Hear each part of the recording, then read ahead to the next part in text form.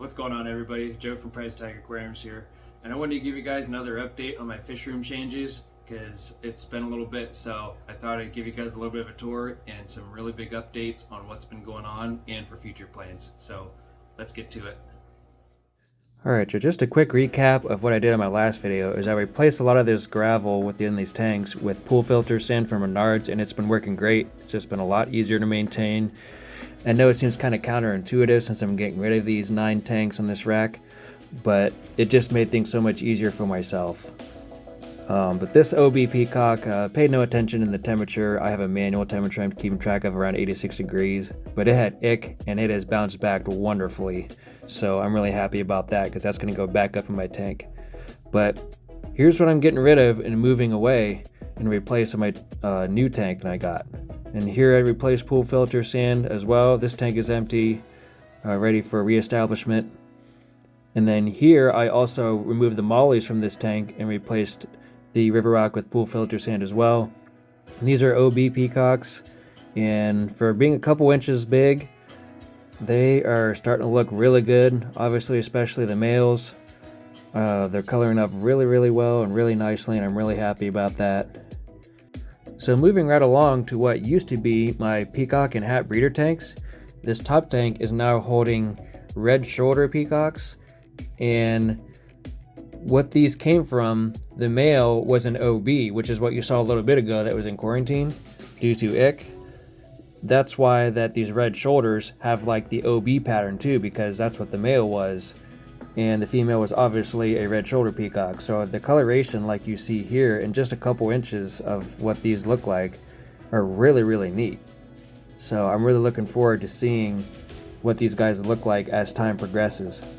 And then these guys are just OB peacocks, male, female, OBs. And they're starting to look nicely too. So my whole plan is to move fish from both of these tanks, males, and putting them in my new tank that's going to be replaced where all those 10-gallon tanks are sitting at. And unfortunately, I have to move this tank to move in the bigger tank. And I say unfortunately because this tank has actually become one of my favorite tanks in the fish room, mainly because it's in the center of the room and I can walk all the way around the tank, and the dragon bloods that are in here follow me all the way around. And it's a really neat thing to do. And I think it's just because whenever I'm out here doing water changes, feeding the fish, just hanging out down here doing whatever, they have constant activity all around the tank, so they're used to it and they're never afraid and they never scatter. I mean, they're always just right up against the glass, you know, visiting me and anyone else that comes around. It's a really neat thing. And I'll even show you guys a side view of when I come up to the tank. It's just these big beady eyes. It's hard not to feed them. But it's a really neat thing to watch. So I'm going to have to move this tank temporarily into one of 2 spots. And I might either move it here temporarily just to get it out of the way, which will probably be the easier thing so I don't have to move any fish where my DIY stand is at. Or I'll just move all the fish into this tank and I'll move the tank, just set it down on the floor somewhere. But I think I'll probably pick the first option. Alright, so if you guys have followed on my live stream, I've mentioned that I bought a 220-gallon tank. It's 30 inches tall, 2 feet wide, and it is 6 feet in length. But it is from Glass Cages, and I bought it off a marketplace. The gentleman I bought it from was really nice, and everything went smoothly. It was a big transition to move it from one place to another. So I didn't do any video recordings, long story short, just because it was so strenuous to get it into my house and to go pick it up, and it was snowing. But one thing I do want to mention, that the lighting isn't as good in the next room because it's just my storage basement, and it looks like where this tank is being stored is from the Saw movies. So please excuse that mess, but I just want to finally show you guys what this tank kind of looks like and everything I got with it. So let's go. Alright, so welcome to the Saw basement. I told you it was bad. Anyways, here is my 220-gallon tank with the stand. And I actually took a lot of time to clean it up all nice and neat for you guys. Get all the water residue and debris out of there so that way you can see it all nice and cleaned up.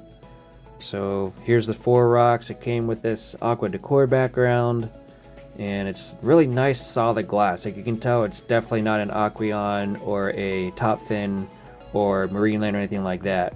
But they came with these nice solid glass lids.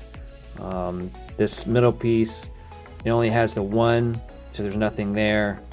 There's a chip that's off of the aqua decor background that I'm gonna have to get a hold of them and see if there's any type of aquarium safe paint or something of that matter to help repair that.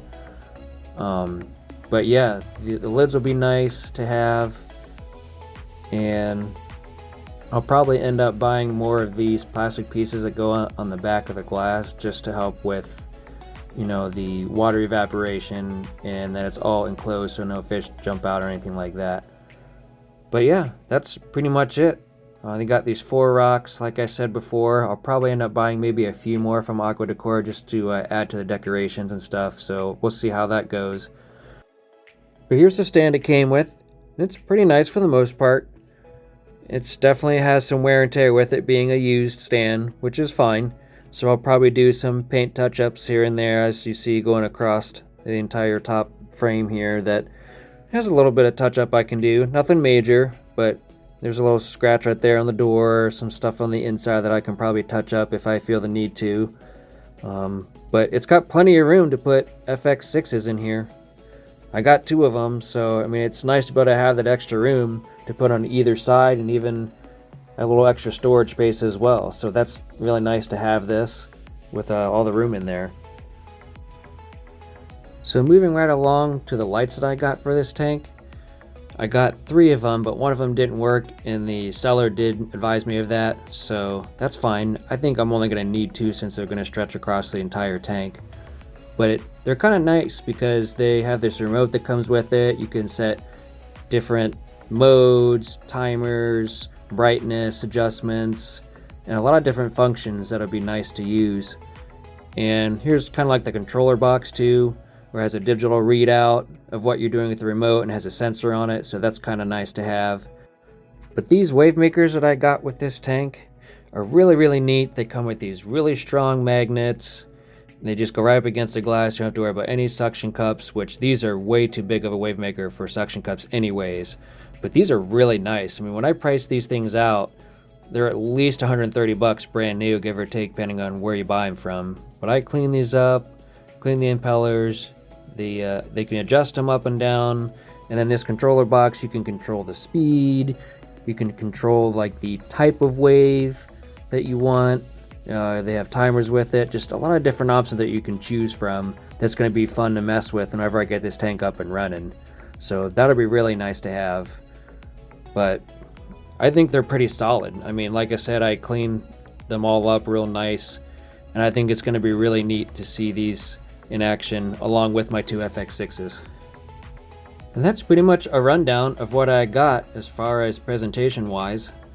But this is the canopy that also came with it. There's a lot of paint touch-ups that I could do with this, so I'm probably going to do that as well. But I mean, technically you might not see a whole lot of it just because this is like the inside part of it. But I still like to touch it up a little bit. And here's a substrate that came with it. I'm not sure what type of substrate it is. I contacted the seller and I haven't heard back from him, but it shouldn't be too hard to match with it. And I'm probably still going to reuse it anyways. But that'll be something to look forward to in the future as well. But this is the canopy on top of it. If you guys wanted a visual, I did it for you guys just to show you guys a little bit of an example of how it would look on top. That's me waving on the reflection there. But it's pretty neat. I think it'll look really nice on top of the aquarium along with the stand. It'll all come together really well. You know, it's got these hinges, so that way whenever you're doing your feeding or your maintenance thing, you can lift this up and do whatever you need to do. So that'll be really convenient. I've never had a canopy like this for a fish tank before, so I think it'll all come together really nicely. I'm really looking forward to the end result, but time will tell. Alright, so that's it, guys. That's the big reveal of my 220 gallon tank. I'm probably not going to get it up and running until probably about springtime, because there's a lot of stuff that I've been doing. Like I said, some touch-up paint, some cleaning up. I gotta, get rid of the small tanks that are over here on this side, I gotta move the 55 gallon out of the way so we can move the tank in. And then there's some fish movement I gotta do in the meantime. But that's kind of the future plans and something to really look forward to and set up. I have 2 FX6s. One was brand new that I got on a Black Friday deal, and another one I got off a marketplace, of course, just the other day. So I'll have 2 FX6s running this 220, and we'll just kind of go from there.